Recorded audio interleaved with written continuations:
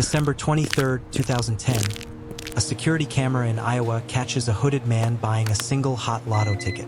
Weeks later, that slip hits the $16 million jackpot, and nobody claims it.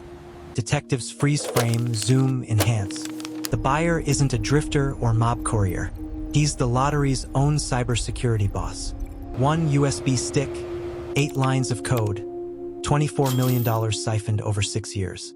So, how do you hack a random number generator built to be unbreakable? And how many other jackpots did he rewrite before anyone noticed? It all starts with a quiet, unassuming IT guy, Eddie Tipton. By day, he's the information security director at the Multi-State Lottery Association in Iowa. He's the guy responsible for safeguarding the random number generators, RNGs, that pick winning lotto numbers.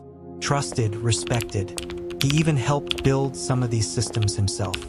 But behind the polite smile, Tipton has a secret obsession. Colleagues recall he was obsessed with rootkits, stealthy programs that can hide inside computers, perform virtually any task, then self-destruct without a trace.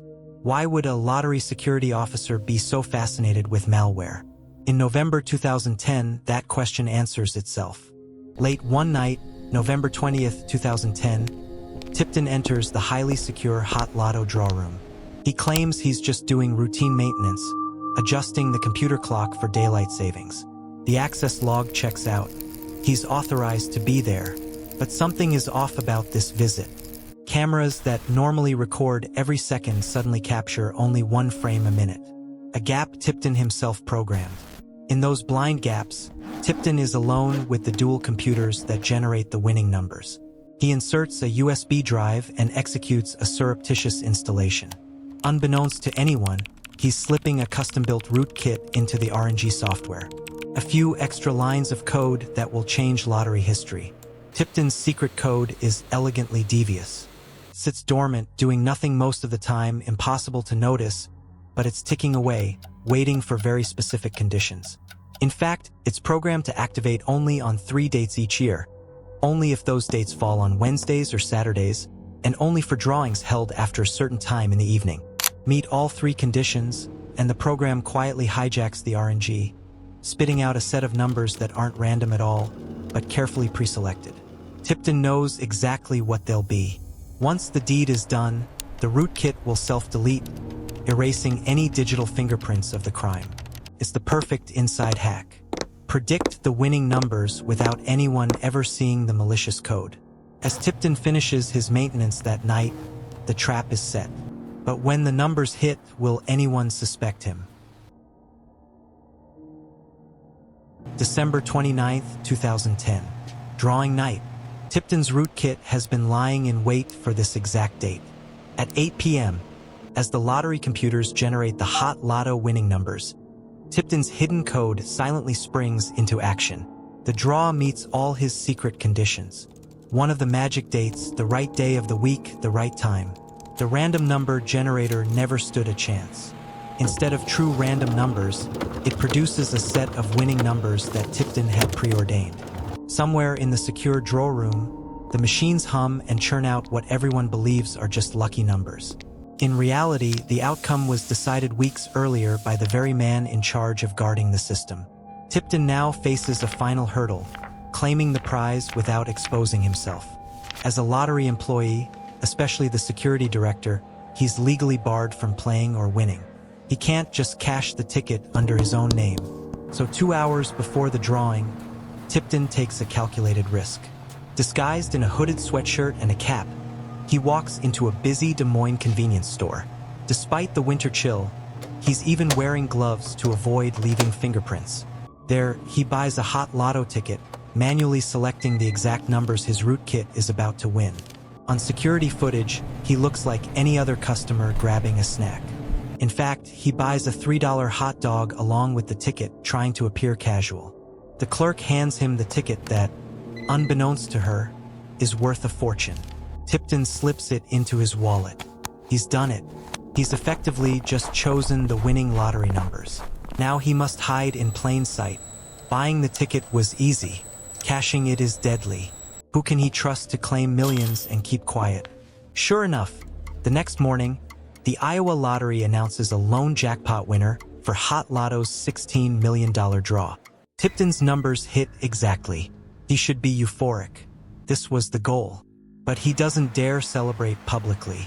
Claiming it himself is out of the question.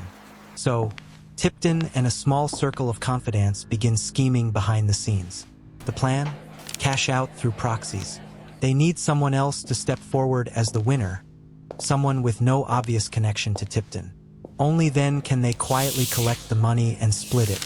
But pulling that off is trickier than Tipton imagined. Days turn into weeks, weeks into months. As 2011 rolls on, nobody claims the prize. The $16 million winning ticket just sits in limbo. Iowa headlines scream, "Where's the winner?" Because how could anyone forget they won a jackpot? The clock is ticking toward the claim deadline. Will he risk exposure or burn $16 million to stay hidden? By November 2011, nearly a year has passed since the Hot Lotto draw, and the jackpot's claim deadline is looming. Tipton is getting desperate. In December 6, 2011, a voice calls Iowa Lottery, claiming the ticket is owned by a corporation, Hexam Investments Trust, based in Belize, and he's just an intermediary. An offshore trust wants the money, but its beneficiaries insist on staying anonymous. To Iowa Lottery officials, this is a giant red flag. Iowa law forbids anonymous claims. Why would a legitimate winner go through an offshore shell company to hide their identity? The request is flatly denied. No name, no payout. Later on December 29, 2011, literally the final day before the ticket expires, an attorney representing the trust presents the winning ticket to lottery officials. He's asking for the $16 million payout on behalf of a client he won't name. It's an audacious move, almost successful. After all, some U.S. states allow winners to remain anonymous, but not Iowa. The Iowa Lottery has a firm rule. They will not pay jackpots to any anonymous claimant or entity. They need to know who the real winner is on the record. They press the attorney, "Name your client or no deal." The lawyer refuses, offering only a shrug and vague assurances that the winner wants privacy. For Iowa officials, that's the final red flag. The mysterious claim is denied. The lawyer abruptly withdraws the ticket, refusing to identify the trust's beneficiary. And just like that, the $16 million jackpot is forfeit, unclaimed. The deadline passes with the money still in the lottery's coffers. It's a shocking outcome. Someone out there deliberately let a fortune slip away rather than reveal their identity. Something is very, very wrong here. Iowa authorities launch an investigation. They have a dead lottery ticket linked to a Belize trust, a stonewalling lawyer, and one big question. Who was behind this? They start by tracing the trust. The offshore entity's paperwork leads to a man in Quebec City listed as the trust's president, and further to two individuals in Sugar Land, Texas. One name jumps out, Robert Rhodes, a businessman and known associate of Eddie Tipton. Rhodes had actually been in Iowa around the time the winning ticket was purchased. The investigators' pulse quickens. Could this be an inside job? The pieces are lining up. A multi-state lottery association insider, Tipton, his Texas businessman friend Rhodes, an offshore trust. It smells like a conspiracy to steal the jackpot from within. Did they just find their inside man or another decoy? With the anonymous claim foiled, Iowa's investigators turn their attention to that grainy convenience store video from December 2010. The hooded man who bought the ticket. They release the surveillance footage to the public, hoping someone can ID the mystery buyer. First, it's a long shot. The man's face is partially obscured, and he's dressed down to be unremarkable. But to those who know Eddie Tipton, something is familiar: the voice, the build, the gait. One colleague steps forward and suggests the unthinkable. Could that be Eddie on the tape? Investigators dig into Tipton's alibi. He claimed he was out of state visiting family in Texas during the holidays. Yet travel records and cell phone pings place him in Iowa on the purchase date. The news tightens. Witnesses later testify they're certain the hooded hot dog buyer is Tipton in a crude disguise. The betrayal within the lottery is becoming clearer. Agents quietly keep Tipton under surveillance. Meanwhile, they probe the lottery's own systems and uncover a baffling clue. The security footage from the drawer room on November 20th, 2010, when Tipton did his maintenance, has an anomaly. The feed was inexplicably set to record only 1 second out of every minute.